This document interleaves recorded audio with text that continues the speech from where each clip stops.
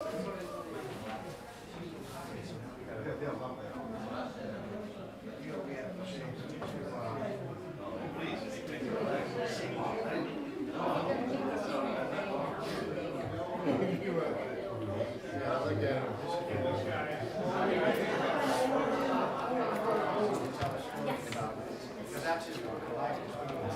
can go outside and check this out.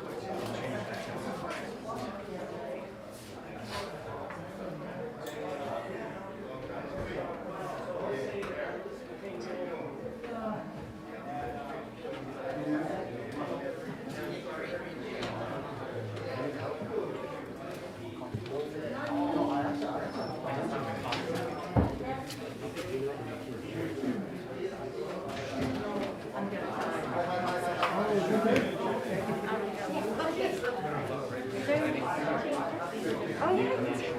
Oh, wait. Cindy. Okay. It's okay. Guys, I met you once, Cindy, at the dojo. I never did. At the studios. Yes.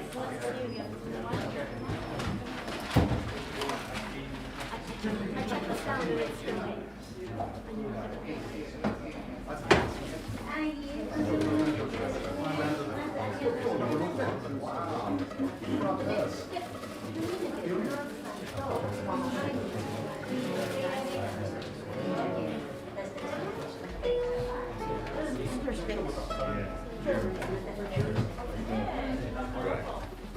Are you going to be over there? You want some coffee? Good morning, mister.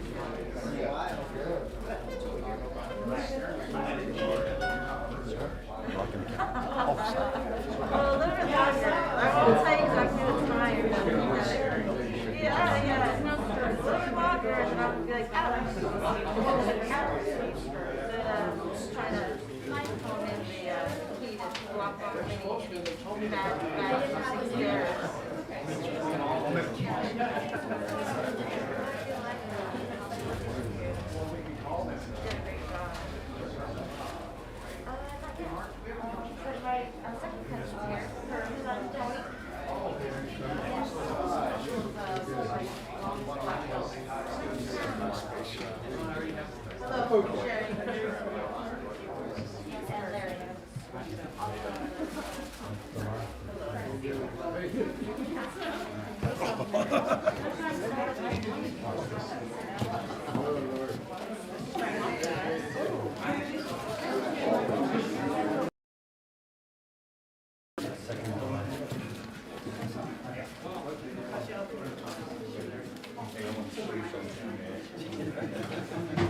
Yeah, I think I can take that. Might try it. We just need someone to get started.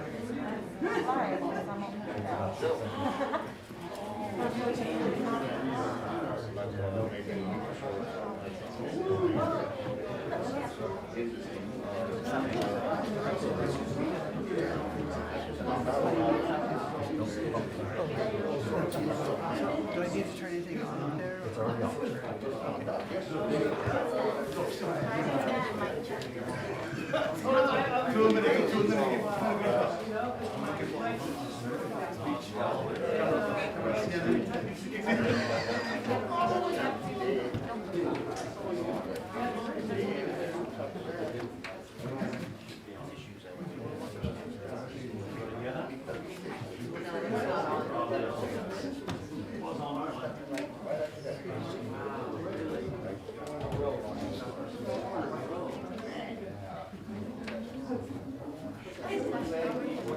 Oh, Coach, how you doing? Thank you for coming. How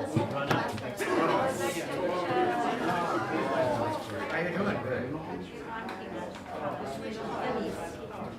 This is Coach Hayes. 40 years, only 40 years. 47 for him, 40 for me. Hi, I'm Tina. I'm one of the. Calm down. Yeah.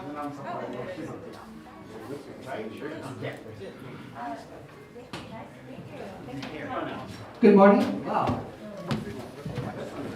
How about now? Is that good? We're good. Good morning, everyone. We'll be getting started in about 3 or 4 minutes, so we can start taking our seats.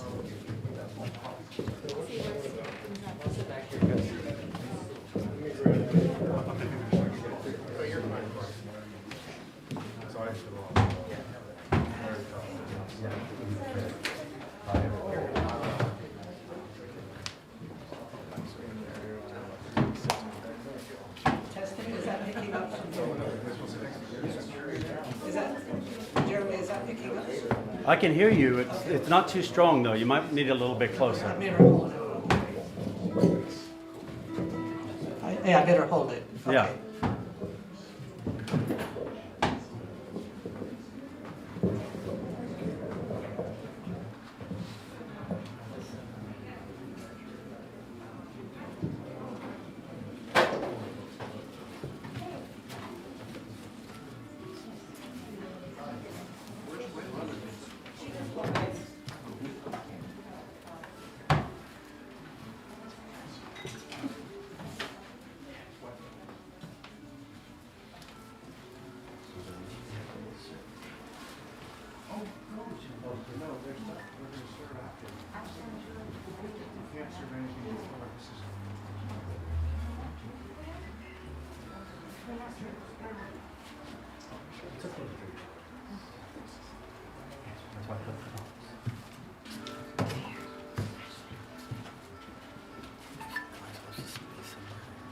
Anywhere, as long as it's not already marked.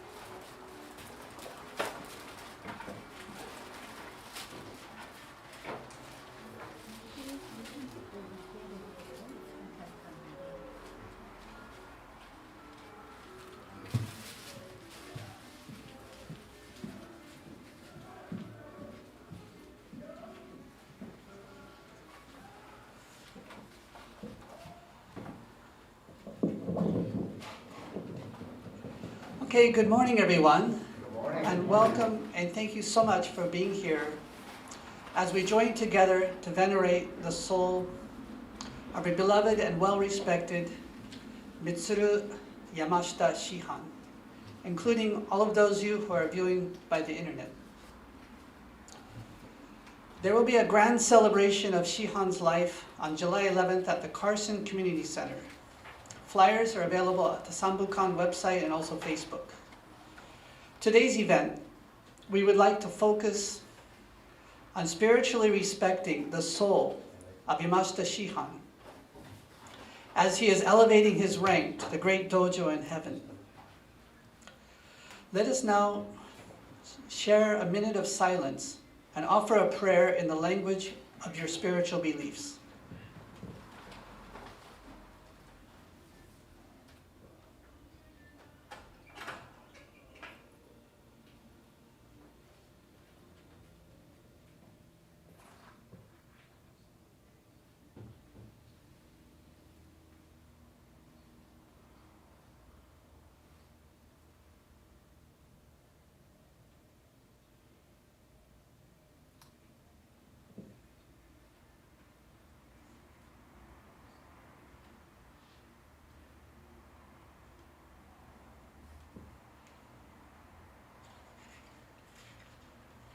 Thank you very much. For his spiritual practice, Yamashita Shihan followed the path of Tsukyo Mahikari since the mid-1980s. And may be unknown to many of you, in addition to all his other accolades, Shihan was also an excellent light giver and spiritual healer. So in respect to his spiritual practice, today's event will be carried out in the Tsukyo Mahikari tradition. Briefly, Tsukyo Mahikari is a path similar to the martial arts, with centers that are called dojos and open to people of all backgrounds, all faiths, and even non-faith. Instead of physically training oneself, the focus is on spiritually training oneself to become a better person. Basically, there are only two techniques to master. One is the practice of what is called the art of true light. And the second is the practice of making a conscious effort to elevate the vibrations of our innermost attitudes. The art of true light involves radiating a high-dimensional spiritual energy from the palm of the hand to purify and revitalize the spiritual body of another person. As the spiritual aspect of a person is purified, it will also have a positive influence on their mental and physical aspects. So, as many are not familiar with this, I'll just say what will happen today. So, Dodojo Hashi from the Tsukyo Mahikari Center will offer a greeting to the soul of Shihan, followed by a chant in ancient Japanese that lasts about 7 or 8 minutes. There will be an offering of a divine song, and then conclude with a ceremony of purification with the art of true light. So due to limitations, we only have 4 Tsukyo Mahikari practitioners here today who will participate in offering the chants and the purification. So during this time, please feel free to meditate or pray in your own way or simply relax.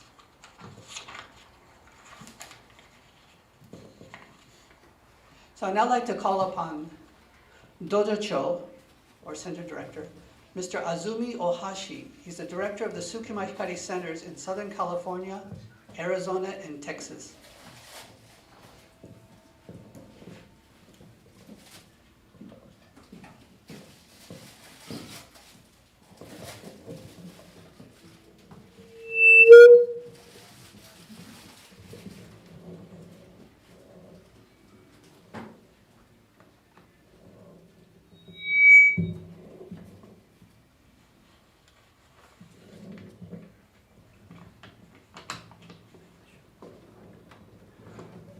Yamashita Shihan, sincerely, thank you for the many, many years of service and efforts.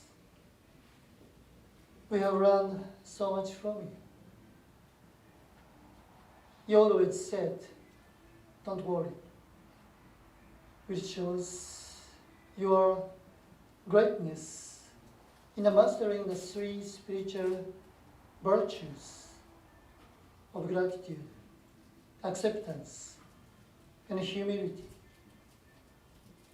with a desire to encourage all of us to elevate ourselves to achieve the best and happiest lives possible. We would like to make effort each day so that the things you have taught us will bear fruit in each of ourselves. Today, we will offer two prayers, Kamikisanji and Cho. Please accept our gratitude. Thank you very much.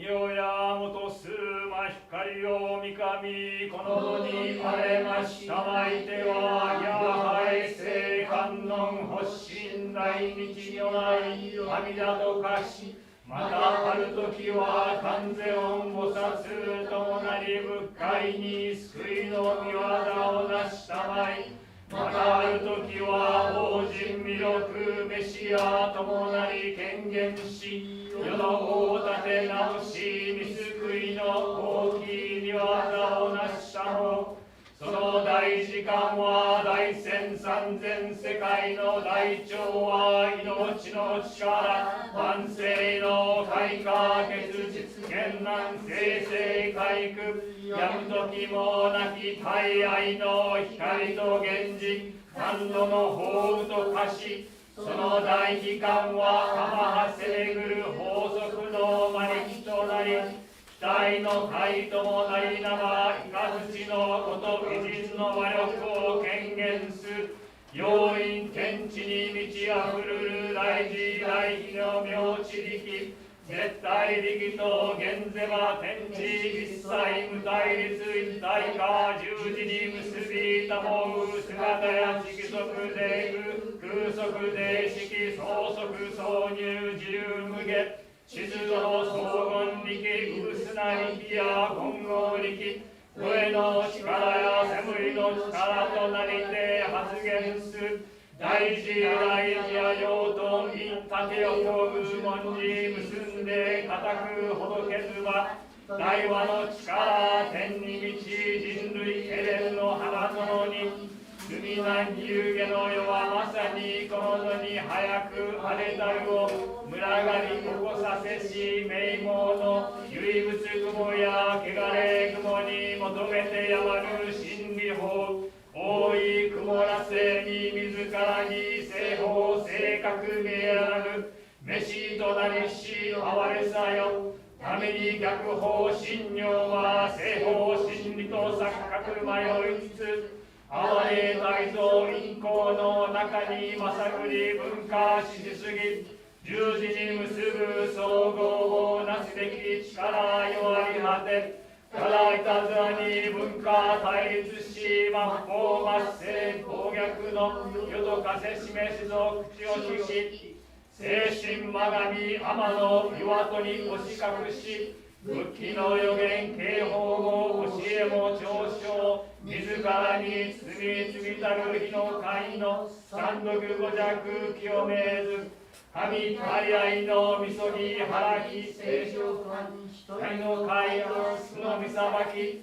火の洗礼招きし人類自戒恐るべし神競輪の大仕組み万象周産離合させ栄光聖水輪廻先生進めつつ永遠に進化を進められ肉体有の神の子人に進化いつし永遠のその地上天国極楽浄土この度に厳然神大芸術の大きい仕組みと真意なる外観絢爛なか鎖、汚れ果てたる逆法の神妙文化に咲く花びらは、いずれは知るべき花なれや、腐り果つる実に育てられ、伸びゆく種や真の溝、広く飯や観音の宮早くろぜに守りきて、陽光輝く西方の世に解散もその経理、荒れ来る神や陽光の道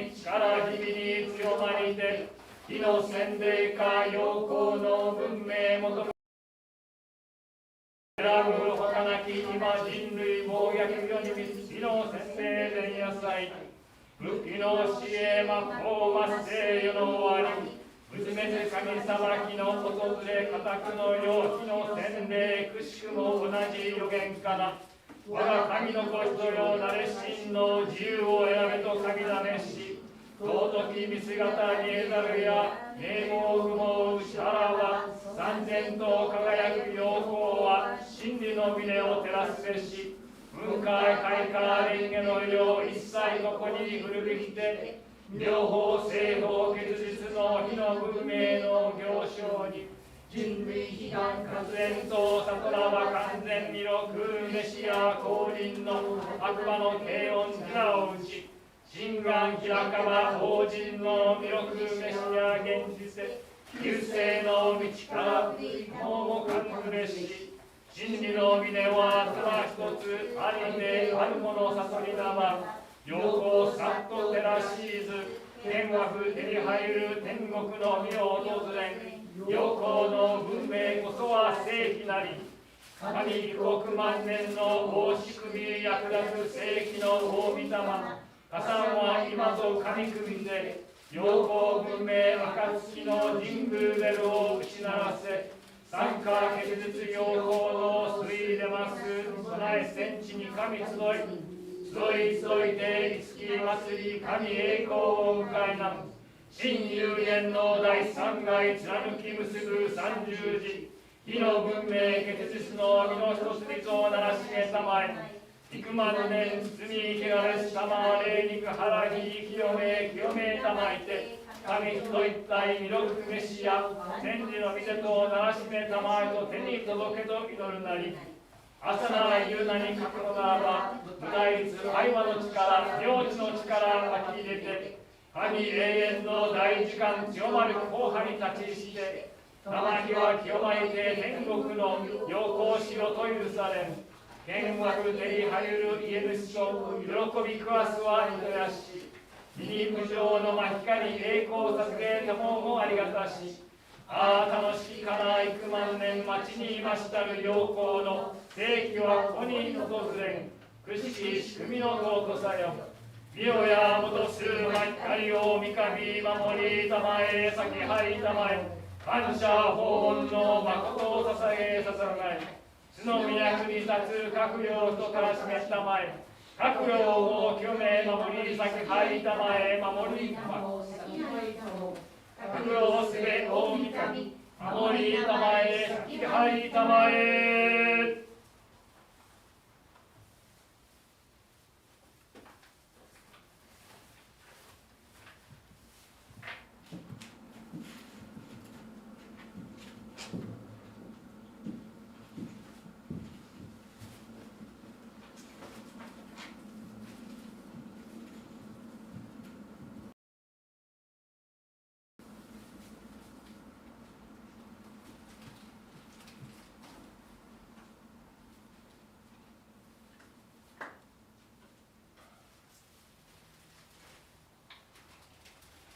奨励、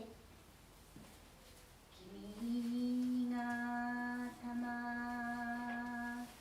今はこの世になきごとく、僕は戦士今君我らを望みる、セミや花の己が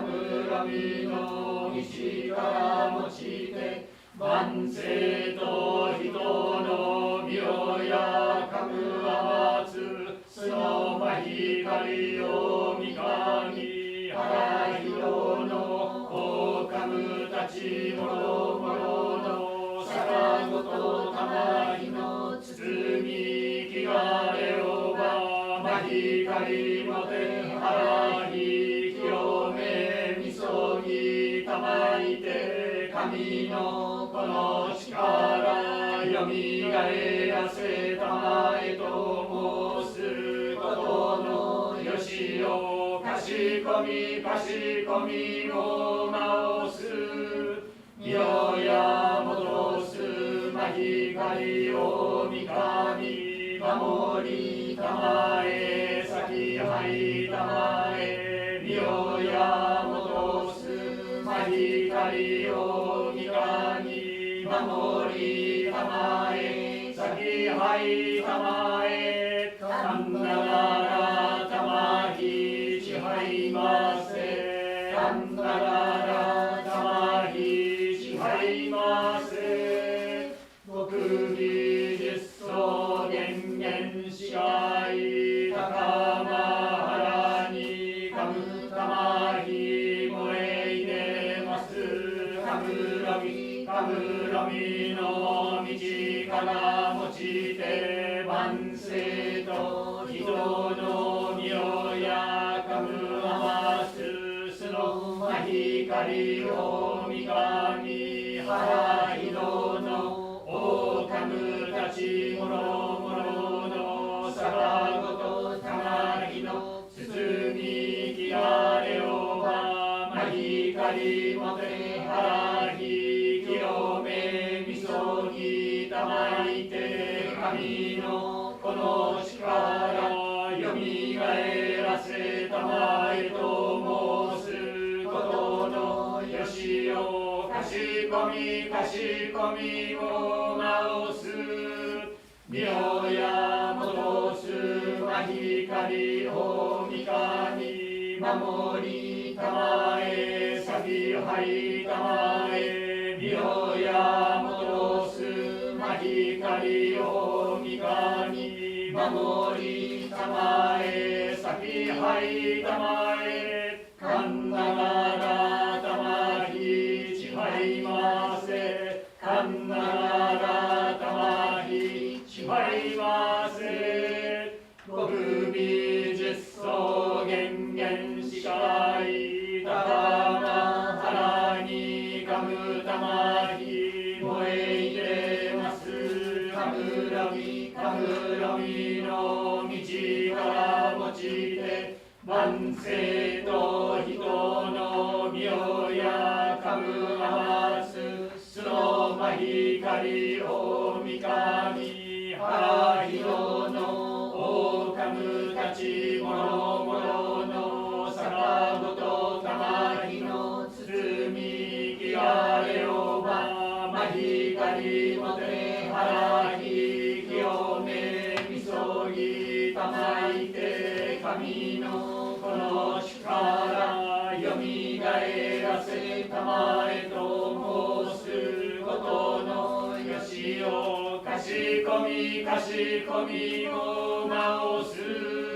身をや戻すま光を御神守りたまえ先はいたまえ身をや戻すま光を御神守りたまえ先はいたまえ神ならたまひちはいませ神ならたまひちはいませ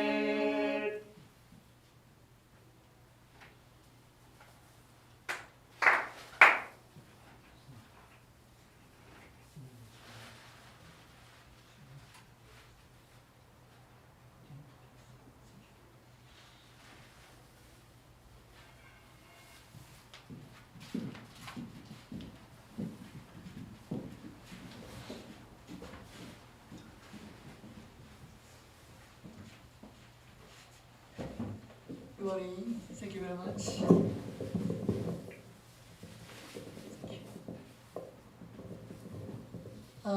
In the word of Mr. Ueshiba, the founder of Aikido, there is the following. The source of Buddha is God's love. The spirit of loving protection for all beings. Yamashita Shihan also transmitted love for all things through Buddha. He carried out training each day of moving from form to the essence. And through his training, he taught us. We had always taught the importance of the depths of the heart. What is the essence? I believe his was a wonderful life pursuing the truth. We also have the following two teachings. Death is not an eternal state. Life continues. The true self never perishes and lives eternally. Even though the soul has no physical form, it is absolutely real. It exists as dynamic energy, whose sphere of action encompasses the entire universe. I believe even today, Yamashita Shihan continues to transmit the truth of the universe. Thank you very much.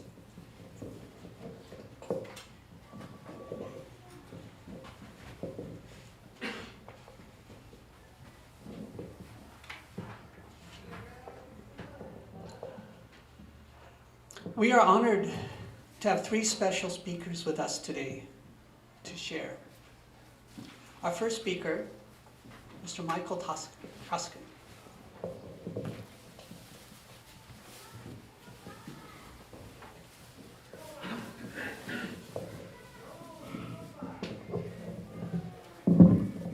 I'm hoping you can hear me. Okay. For those of you who don't know me, my name is Michael Troskin. I was a student and a friend of Shihan's for about 30 years. And I just wanted to thank first the adherents of the Mahikari faith. The ceremony was beautiful. It's the second time I've been able to attend one of these ceremonies. And they're absolutely wonderful. It eases the spirit to hear the beauty of the song and chanting. Thank you so much for your kindness. Okay, I'd first like to offer my condolences to Mitz's family, his nieces Wendy and Tina. Your uncle loved you very much and was very proud of your strength and your kindness. For Mitz's family was his biggest inspiration and shaped his views on life and his character. I hope he provides the example to you that his family and his parents were to him. I'd also like to pay my respects to Mike Jackson and Gary Abrahano. You were two of Mitz's dearest friends, and you had to shoulder the heavy responsibility of following Shihan's wishes, and you did it with love, respect, and dedication. You deserve to be very proud of yourselves. Thank you also to Cindy and Jeremy Johnson for organizing today's service, which seemed impossible earlier due to the COVID restrictions a few weeks ago. And also thanks to Fred Messersmith, and not to fly, for allowing us to use his school to honor Shihan Mitz. He was here earlier. Yeah, was he? Right here.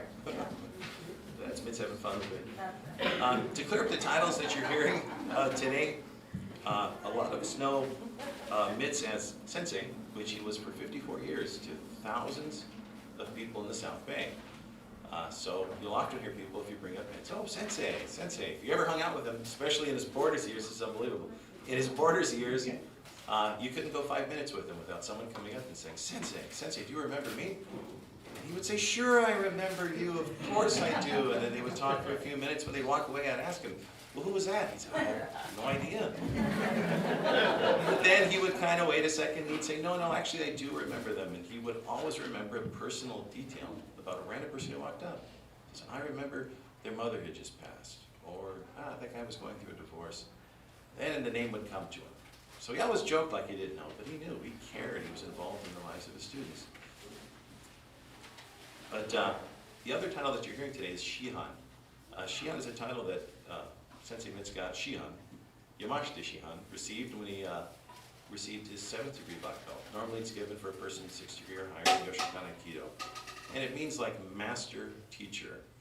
But truer to the language, it means like to be an example, which is the perfect title for Mitz Yamashita. Mitz also always went by Mitz, never went by Mitsuru. And it was kind of a, please excuse me if I do call him Mitz, it was something that he told me I could do. He always said, oh, just call me Mitz, it's okay. Normally he was very formal, and he wanted to be called Shihan or Sensei. So please don't think I'm being disrespectful, I'm just trying to appeal to everybody in the audience. So, I've never met anyone more worthy of admiration than Mitz Yamashita. I can't think of a virtue that can't be laid at his feet. Patient, kind, considerate, selfless, honest, generous, sincere, hardworking, loyal, forgiving. By the same measure, I can't find a vice he's guilty of. He was never petty or jealous. He was never bitter or arrogant, not greedy, cowardly, angry, or idle. Was he worrisome? No way. There might be a little fib there. I actually know of 3 vices Shihan had. One was he might tell a white lie to spare somebody's feelings. He said he once saw an ugly pig. He confessed to a candy addiction that he kept hidden from everybody. You guys might not know that he had that problem, just Mike Jackson, but candy bars were a vice of his that he kept stashed away and hidden.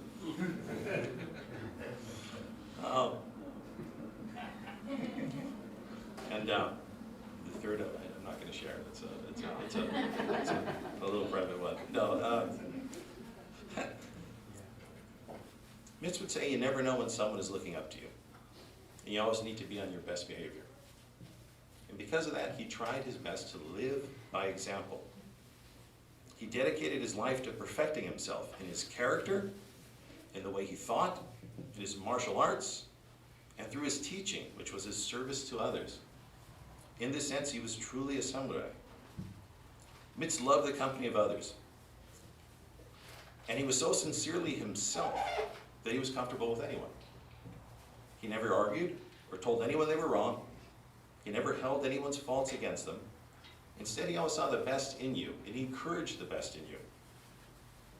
And he was proud of your successes and shared them with others. If you ever needed Mitz, he was there. So a quick, brief history.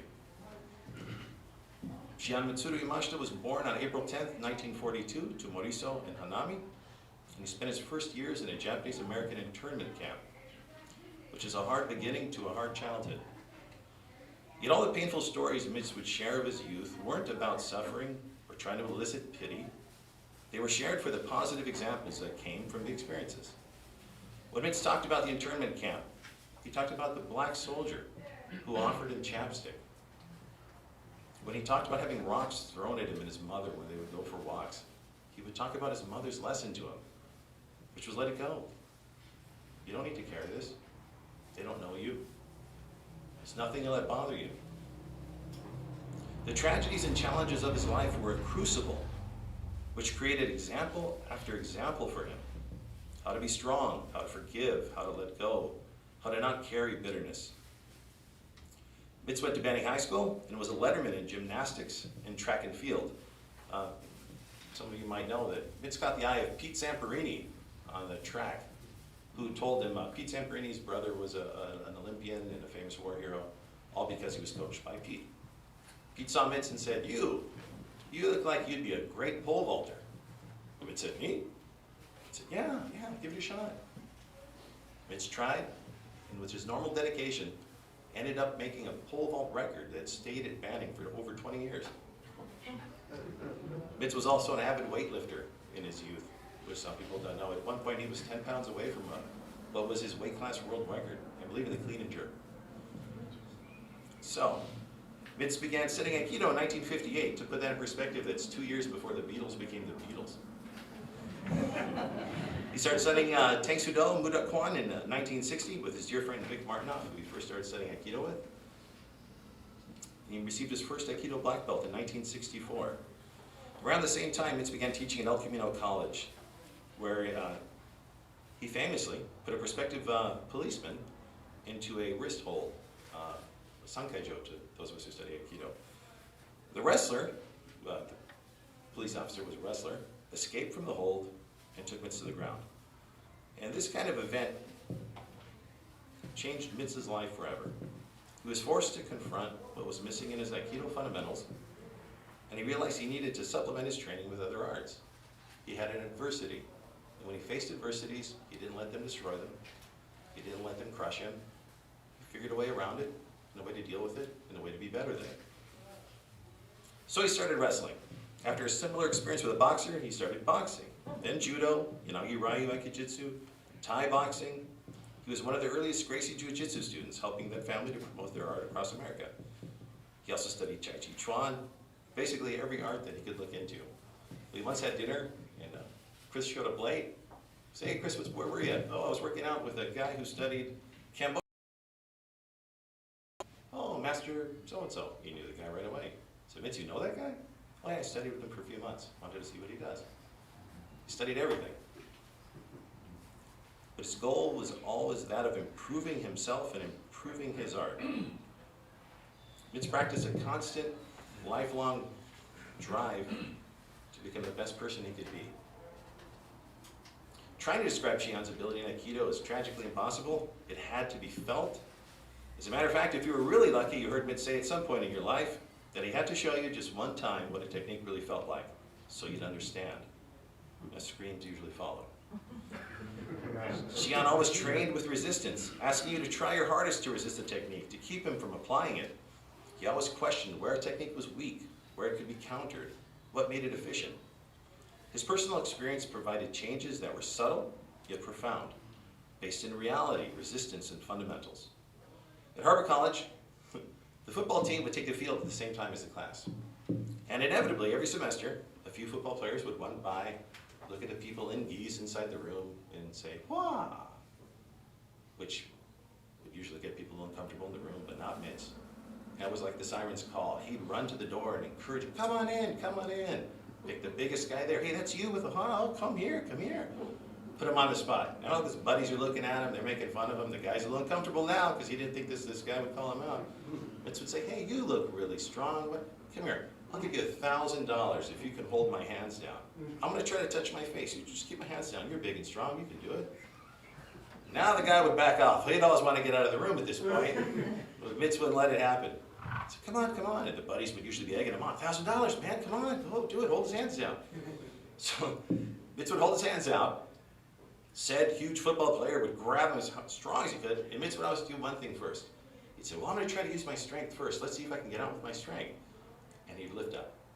At that point, you'd see the fear hit the football player's face because he could, on strength alone, overpower the man. He was that strong. But he wouldn't do it. He'd lift up, let him know, then bring his hands back down. He'd say, okay, hold me down now. Don't let me up. Now the person was terrified. And Mitz would fake, trying to lift his hands. Oh, I can't do it, I can't do it. But then he'd inevitably, while he's trying to do it, he'd bring his hands up. What am I going to do? Put it back down. The guy would look confused, like, how did his hands just come up? He'd say, let me try again. I just can't do it. I don't see why I can't do it. It would leave, but they'd usually be really polite next time they came by the class. He did the same thing with holding him down on the ground. I'll give you $1,000. How about $2,000? People would try backing out. I don't have any money. You don't need any money on your end. I'll pay you if you can do it. Mitz had the ability, and he was never afraid of a challenge to back it up. Shihan spent untold hours training his art for decades, and the results were amazing. He rolled silently, and with such grace it made you smile. He was seemingly effortless in his throws, and he could apply techniques instantly. I would sit amazed at El Camino College and think, if this man lost his mind and locked the door, he could kill us all. Yeah. But he never bragged, he never abused anybody, and for those of us who were able to feel his full technique, we were extremely lucky. Over the years, I asked Mitz on separate occasions what he would want said at his funeral, And he always had the same answer, which he said with a wave. Tell them not to worry. So I have the unenviable and impossible task of trying to convey Mitz's usual lecture. And I'm not the spokesman he is. I can't speak as well as he does, but I'll just try to sum it up. The gist of it is that worry is a needless emotion. It serves no purpose other than to upset your stomach, occupy your thoughts, and keep you up at night. It keeps you from solving your problems and ruins your day. His message was, don't worry, let it go. Now, some people don't realize Mitz's don't worry philosophy evolved over the years. Originally it was one separate lecture, along with other lectures and other stories, such as the good monk and the bad monk, which was about not carrying your troubles around. The monkey grab, about letting go when it's in your best interest. The starving donkey, about making decisions. The prince in the canoe, about moving on, and so on and so on. Later, all these stories fell under the same unifying philosophy of don't worry. He unified them because not worrying comes from letting go of that's bothering you, that's stressing you out. It's really hard to put into practice. But when you'd sit there in class, you'd see people leaning forward. Some people sometimes be distracted by something else, but you'd see about half the class would lean forward to take in what he was saying, because at that time, at that moment in their lives, they really needed to hear it. And that's a really beautiful thing. The gist of it, let go of unnecessary burdens, let go of the negativity, let go of the pain. There's no reason to carry that on with you throughout your day. Let it go. Enjoy the happiness. Enjoy the happy parts. So what's Mrs. legacy? Well, Mike Jackson summed it up perfectly. You are. His loved ones, the people in the room that he cared about, that he shared his life with. When you remember him, try to carry on his example. Try to emulate him. Living like Mitz is the best thing we can do to repay him for the kindness that he's done for all of us. I love you, Mitz.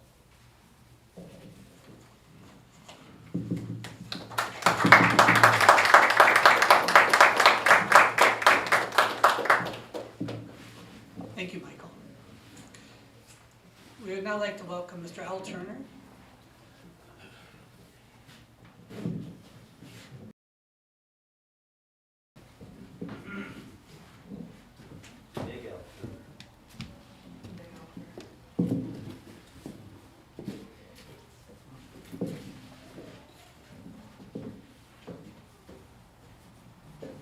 Good afternoon.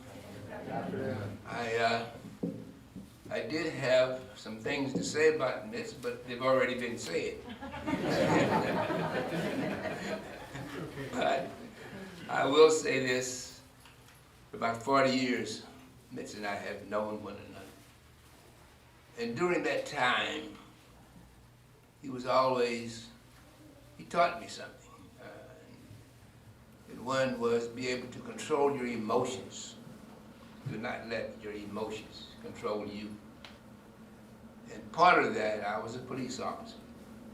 And I know you've seen television, movies and everything. And people will get to you, along with calling your names and wanting to fight and things like that. But Mitz helped me. My dad taught me how to box. But when you are a police officer, you can't go up to the guy and say, okay, you're under arrest. Well, you can't hardly do that. So I had to come up with something else. And so the martial arts was the thing for me. So at the time, I was going to Compton College. And I looked in the book and I saw where there was going to be a martial arts type class. So I decided to take it. And believe me, it worked. First time I saw Mitz, we were in class for the first time. And we were sitting there, and here comes this guy coming through the door, through the gym door. And I says, man, I said, I'm tired of waiting for this guy. Where is our instructor? So about this time, Mitz comes through. And the guy says, there's the instructor. Is that little guy? He can't teach me anything. Well, by the end of the class, Mitch had kicked everybody's, I mean, it showed a lot of the tactics of he can kick everybody's backside. And that was the beginning of our relationship. Mitch never hurt anybody in the class. But he would do eventually, he allowed me to help teach the class. And there was always bullies. There's bullies everywhere you go.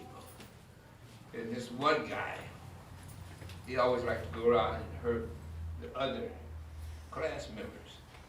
So Mitch told me, okay, you go over there and you work out with whatever his name was at the time. He says, and you work with him, see how he's doing. I says, okay. So I went over there, and this guy was a bully, there's no doubt about it. He was another police officer. I'm not the biggest guy, but he was a lot bigger than I was. But I had learned. But anyway, so I went over there, and I said, okay, how about you and I working out? He says, well, okay, we'll work out. So I says, okay, I says, you use the technique on me first, and then, then I'll use the technique on you second. And so he says, well, okay. So, like I said, he was bigger than I was. But at the time, I was working out 7 days a week. I think I could kick anybody's butt, but Mitch's, of course. But anyway, so he did his technique on me and everything, and I went along with it. So then it became my turn to do the technique on him. And boy, I could hardly wait. So anyway, we started doing the technique, and I took him down and threw him on the ground. And by the time I got through with him, he's almost ready to cry. But anyway, to make a long story short, he never came back to the class, and I was happy about that. Mitch and I were very close. We got to the point where every other week we would go and have lunch. And sometimes we would go have lunch, and I was doing the driving. We would meet, and I would drive around and everything. And so sometimes 3 or 4 hours we were driving. You know the old saying, I don't know where I'm going, but when I get back, I know where I've been. Well, that was one of our things that he had with me. I just drove. I filled up the car knowing that when we get through, we probably won't have no gas left. But the thing about it, Mitch was special. He helped me with my life, and he says I helped him with his life. And it was one of the things, and being here today, I have to tell you, it's a pleasure to meet and see all of you. Because a lot of times, Mitch, he called names. Well, names don't mean anything to me. But coming here today, seeing that all of you are a part of his life, makes me feel good inside. Believe me, I'm an old, what they call, well, I can't call you that because there's ladies present, but an old person. And I don't have a lot of friends. I have very few friends. Because most of the people that I knew or know are my age, or right around my age, and we don't really talk to each other that often. But being here today, thanks to Mitz, I appreciate, and to see the names of the people that he told me about. And believe me, Mitz was special. He still is special. He's legendary. And I just want to thank all of you. It's my pleasure to see you and meet you. And maybe next week, if I see you, I may not remember, but I'm not going to talk about my mind. Anyway, it disappears. But the point being is that we were all, Mitz touched all of our lives in one way or another. And we're blessed. We are blessed. And I just want to say thank all of you, the family, the friends and loved ones, for allowing me to be here today. Thank you so very much.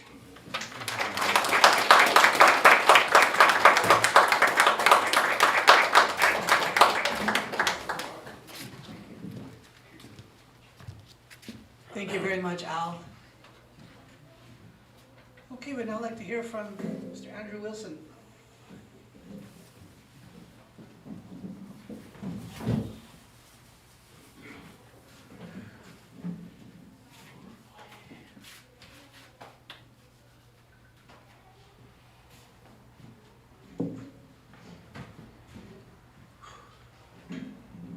Wow.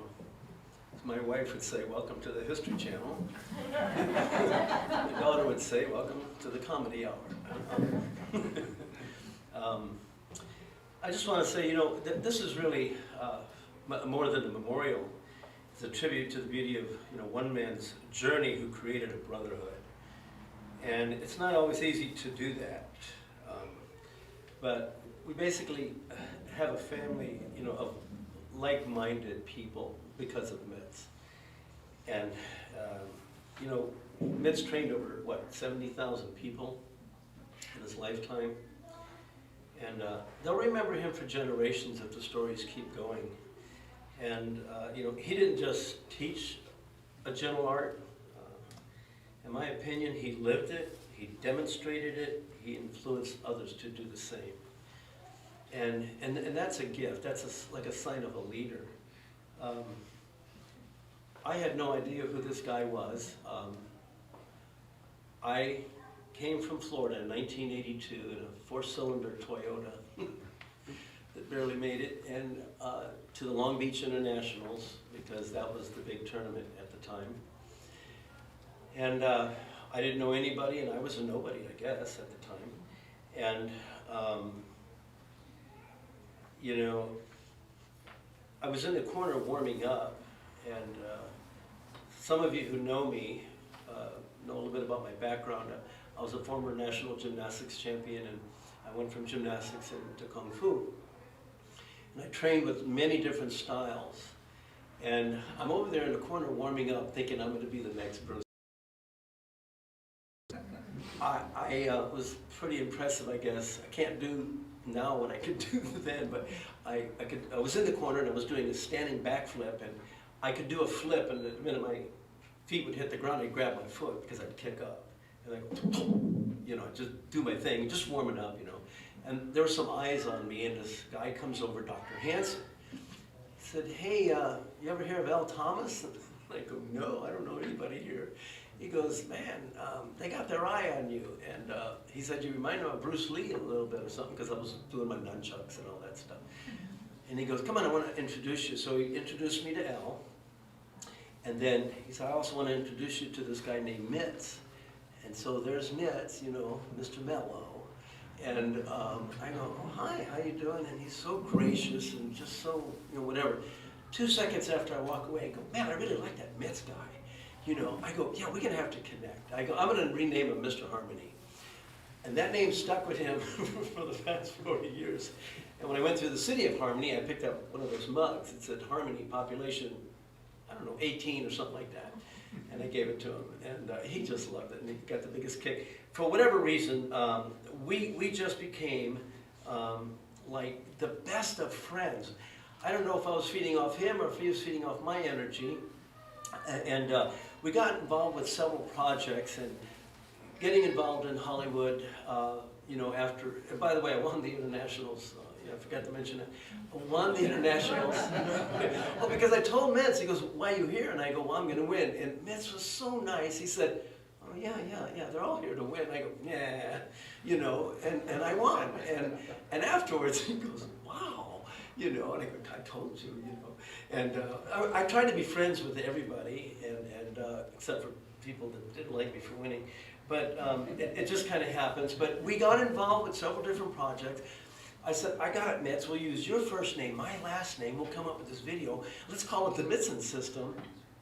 And I said, we got to call it something. And so we brainstormed. We named it the Mitzen System.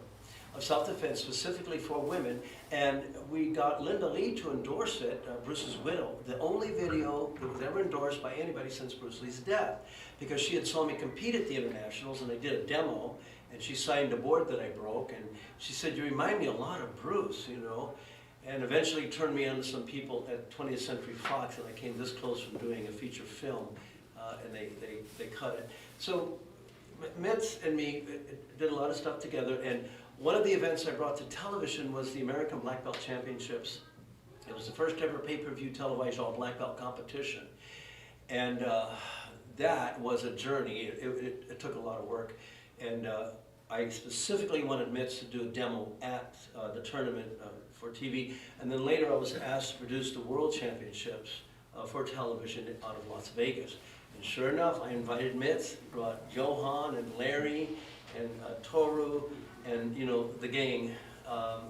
And people were just so impressed. It really made the show. And Mitz afterwards, he looks at me and goes, "How do you do this stuff?" And I go, "I don't know, I don't have a clue." And, you know, I'm too stupid to know we can't be successful at something. And I really felt that harmonious energy, and he got along with pretty much everybody. And I remember inviting Mitz. He called me out of the blue and says, "Hey, I happen to be in Santa Maria. Where are you?" I go, "Oh, fine, call me when you're here. Don't let me plan something." So I had to drop everything I was doing. I drive over to Starbucks. I go, "Mitz, come here. I got to show you something." He goes, "Oh, no, what are you up to now?" And so I opened up the back of my truck and I go, "Ta-da!" And he goes, "Cement?" And I go, "Well, yeah, but look whose name is on it."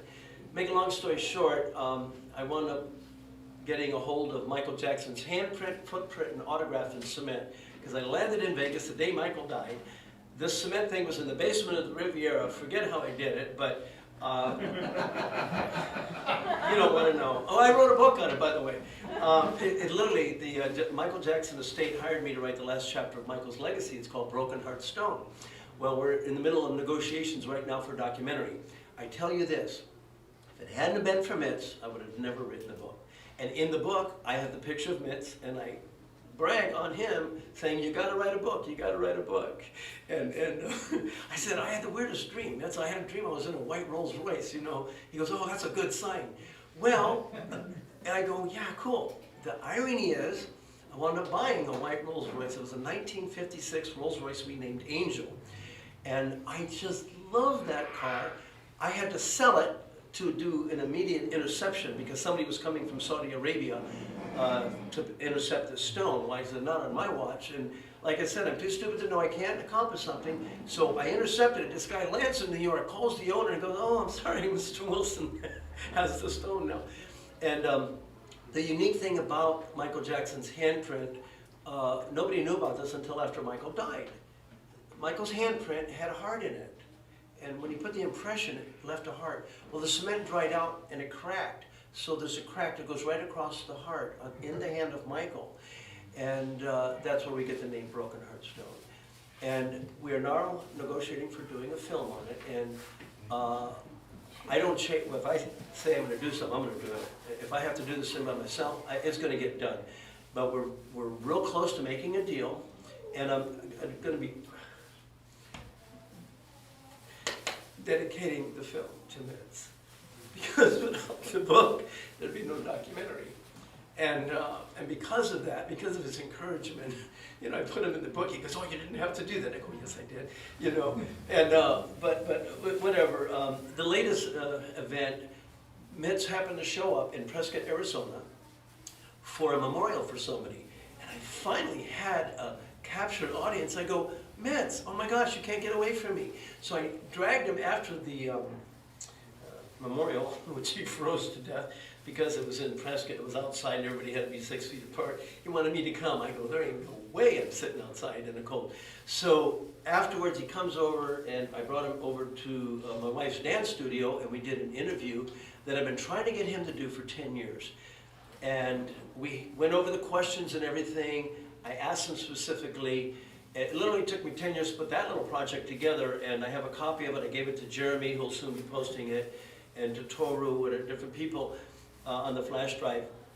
It was a specific dedication to the memory of Mitz in case anything happened to you. I said, Mitz, I want you to be able to speak at your own funeral. And I want to go over your whole life, and we did it in segments, and we edited it, and did it really quick, actually. But I believe it's a beautiful piece. It's exactly what Mitz wanted, and so it's going to be out there, and I'm really hoping you'll appreciate that, you know, which is kind of cool. One thing that nobody knew about, and I've been trying to get a hold of Tina, me and Toru were negotiating on this. I have been working with the public relations department for the state of Texas, for the governor of Texas. And we had everything laid out, and Toru was going to set up a traditional, honorable way to do this. I was invited, another one of my friends, right, to Rome. I got to stay in the Vatican for 11 days with the Pope John Paul II when he was dying, because I developed formulas for cancer, and I've been at it for a long time. And, you know, with that said, oh, I got so many things going on in my mind, but I met with Ambassador Jim Nicholson, who had made it all possible.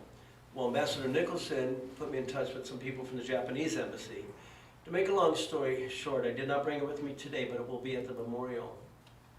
Mitz is a recipient of the Japanese Medal of Honor from Japan, which is the highest award you can get from Japan. And I have it. I was going to send a picture, but I wanted to do it right. So somehow or another, we'll make it available at the ceremony. But the governor of Texas was going to be giving it to Mitz because it was the Hall of Fame ceremony that it was going to be taking place in Texas. We invited the governor. It was all ready, and then the COVID thing happened. So with that said, and I was telling Mitz about it. I go, Mitz, guess what? You got a surprise coming. And he goes, oh no, what are you up to now? And I go, no, it's really cool. I go, it's not that big, but that's all I'm going to say. And he goes, what? And I said, well, we've already contacted the governor. A dear friend of mine is the head of the public relations for the governor, and we're going to have this big ceremony. He goes, oh, I don't want to hear about it. I go, why not? It's really cool. I go, are you sure? Oh, please let me tell you, Mitz. He goes, no. So Mitz never knew about it, you know. And he just never, he didn't get to know, you know. So that kind of sucks. But I've got a couple stories that are just really cool. I said, Mitz, I got this hold I want to show you, because I was a practitioner of many different arts, okay, very much like-minded like Mitz. And I said, I got to show you this move. It's really cool, and you can't get out of it. And I said, I want to show it to you. Let me come over to the studio. I don't know if he thought I was challenging him, which I was not, you know, because he's got hands like crabs, you know, I'm a dead man, you know, ow, don't let, you know, I mean, whatever. So, I swear to you, it took me 26 years because he was the best man. So we were sharing the same hotel room in Santa Barbara, and I'm hiding in the closet, because I'm not normal, and so, earlier that morning he was doing that Aikido kata thing, and he was coming around the back of the van, and I creep him, and I go, nah! You know, and he just like jumped out like, so he never knew what to expect from me, right? And he goes, well, let me finish my kata, and I go, okay, so I'm going to run the other side of the van. He goes, I see you. And anyway, so I said, okay, I'm gonna go get some coffee, but I went into the room, and so I'm hiding behind the doors. And Mitz comes in, and it was one of those doors you could open like really easy. And he just didn't think I was in there, so I go, and I opened the door and jumped on him. Somehow he tripped on the bed and he fell down, and I stepped on his back and I jumped on the bed, and I wouldn't let him grab me. I go, don't touch me, you know. I go, I'm going to show you that move, whether you are not leaving, and I'm not getting married until I show you that move. So I moved the beds apart, and I made him get on the floor, and it's called a three-quarter Nelson. It's called the Iowan, where you lock his back leg, you put your hand on top, you go under, and you pull, you roll forward. He's not getting away. You can actually let go with one hand and spank him. And actually did that with an instructor in Florida. It was my last little event in Florida before I left. And I actually humiliated him in front of his class. And he invited me, because he was kind of not a nice guy person. But when I showed Mitz, he goes, oh my gosh. He goes, you can't get out of that. I go, if you do it right, there may not be. He says, no. And I said, well, that's why they outlawed that move. You can't do it. So I showed it to him. So, and that was neat, but he told me, he goes, well, I thought you were challenging me. And I go, No, Mitz, I'm not that stupid, but, because he's just real good at what he does. But he appreciated it. He was so respectful, and it was kind of cool. And I remember one time when we were doing a commercial for the Mitz system at Universal Studios, some guy come running over, and we called him Mr. Oily. He had a pair of Speedos, and he was all oily. And I go, "What are you up to, man?" And the guy was like, you know, a little Arnold Schwarzenegger's brother or something. And he goes, "Yeah, somebody here knows Aikido. Yeah, where's he at? Where's he at?" You know, I go, "It ain't me," you know, the Japanese guy. And so he comes over, and he goes, and Mitz gets up, he goes, "Oh, hi, how are you doing?" I'm about to make you look stupid. You know? And so he goes, "Here, let me grab you, and let me see what I can do." And I go, "What's your name?" And he tells me his name, Paul. And I go, "Paul?" Just, grab his arm. So he grabs his arm like he was going to break it. I go, "Mr. Oily, don't break it. Just hold it, okay? Come on. We're making a thing. What are you even doing over here?" So he grabs Mitz, and Mitz goes, "You got me good now." He goes, "Yeah." He goes, "No, just remember, if it hurts, all I want you to do is tap." He goes, "Nah, it ain't gonna hurt." This guy was really buff. He was doing some commercial for some nutritional product or something, protein powder. And so he grabs Mitz by the arm, and Mitz goes, "Okay, you got me good." He goes, "Yeah, I got you good." He goes, "Okay, now remember." And he goes, Yeah, okay. I tell you, in less than a second, the guy was going, okay, ow. And he lets up, and I go, "Okay, get out of here, Mr. Oily, we got a job to do." So he sent him over there, and I go, "What did you do?" But he was just so good at what he did, and he was so gracious. Oh, and afterwards he grabs the guy's arm and goes, "Are you okay? Are you okay?" Rubbed it a little bit, And so the guy goes, "Oh yeah, bye." And he took off, But so we had a lot of fun, and a lot of people had him as an instructor. We got along so good. He was like my brother, and we laughed a lot. And he'd always call me, "Hey, Andy, I just want to say I love you, and I send you a big hug," and I'd do the same. And we had this joke going on, and we went back and forth. I could say anything to him. He would just laugh at everything, But a great guy, and just a wonderful soul. I remember when I was getting to compete at the internationals, unfortunately, those events bring on, conflict, and, it's a competitive sport. And one particular group from Germany didn't like me too well. And we had heard that they were going to jump me before I got to the stage. I go, "Oh, you Mitz, doing anything?" And and I go, "Come here, there's like a plan in motion here. They don't want me to compete for the finals." And he goes, "Oh, really?" And I told him real quick what happened. He goes, "Oh, let me go with you." I go, "That's what I was hoping for." So we go there, and there was like 4 or 5 of them, hiding under the stairway as we walked across. And then the top mean guy goes, "Abort, it's Yamashita, never mind, abort." And I'll never forget, I walked by and they go, "Yes, abort." My guy was a tough guy, But anyway, I went up there and I did my demo, and it was all good, But regarding Mitz, I made a list of always regarding Mitz. I thought about him. He was always happy, he was always encouraging, always helpful, always kind, always respectful, always humble, always loving. He always laughed. In the very last picture ever taken of him, he was smiling. He just was he had a nickname of Smiley. But he just was a very happy person, and I really enjoyed that.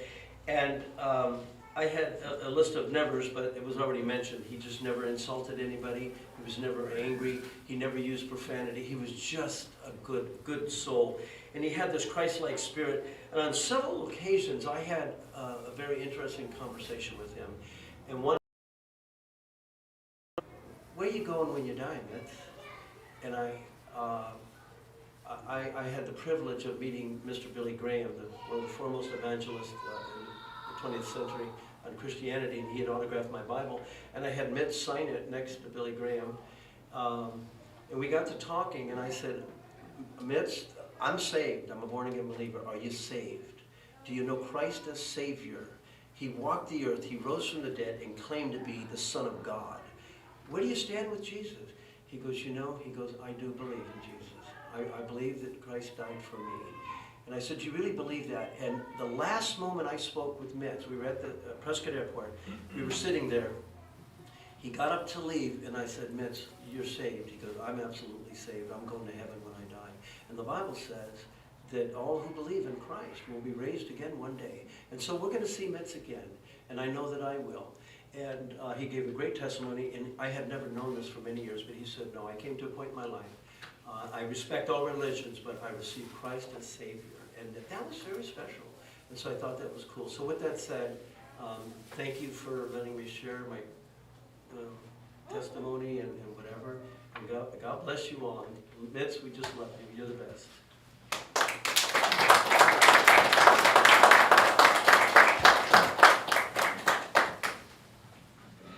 Thank you, Andrew. In tribute to Shihan's love of guitar playing, particularly the flamenco style, we are very privileged to now have a musical presentation by concert guitarist Guillermo Rios.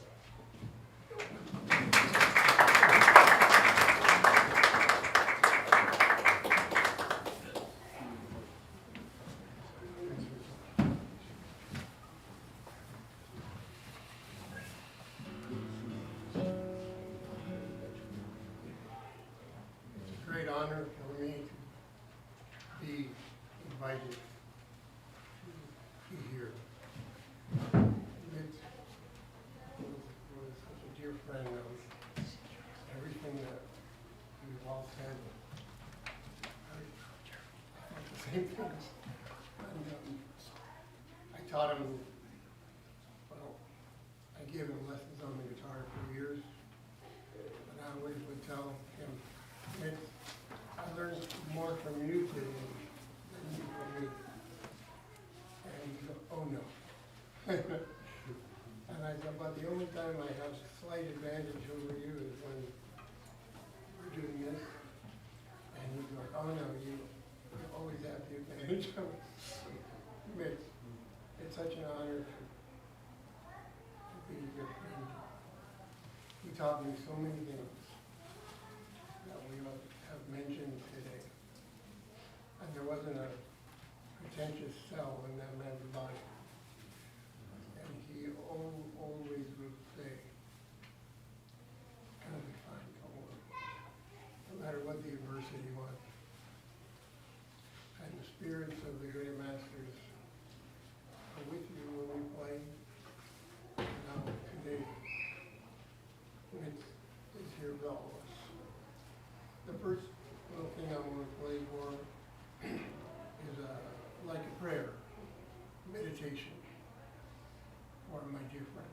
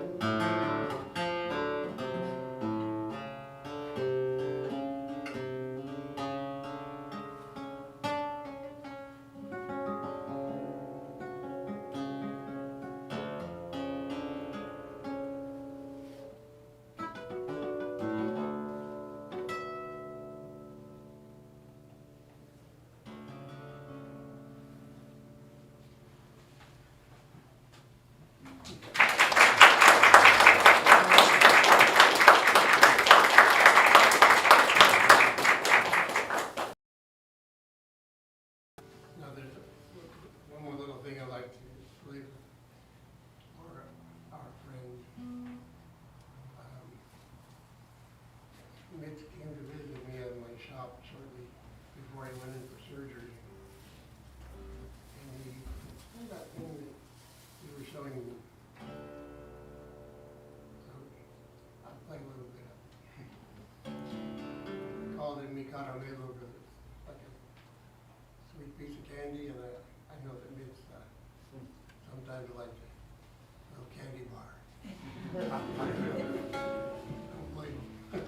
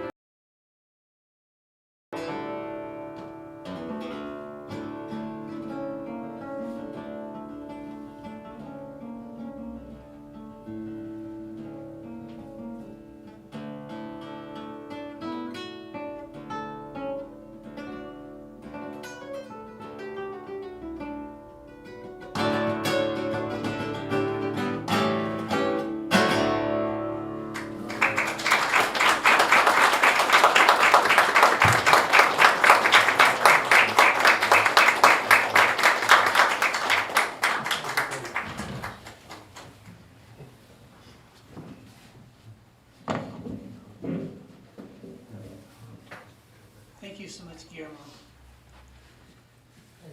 This concludes the formal proceedings.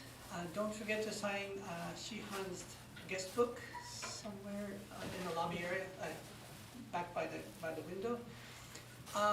Please also enjoy some light refreshments in the courtyard outside and share memories with others. Also, out of respect for the dojo, please refrain from eating or drinking inside. And also, for anybody who may be interested, there'll be 10-minute sessions of spiritual purification by the Tsukima Hikari practitioners in the dojo during the time of refreshments. So you can just, we'll be around here. Thank you so much for participating today. It was so inspiring. I feel all the things I felt I could hear from everybody else. So it was just so encouraging. And Shihan, thank you.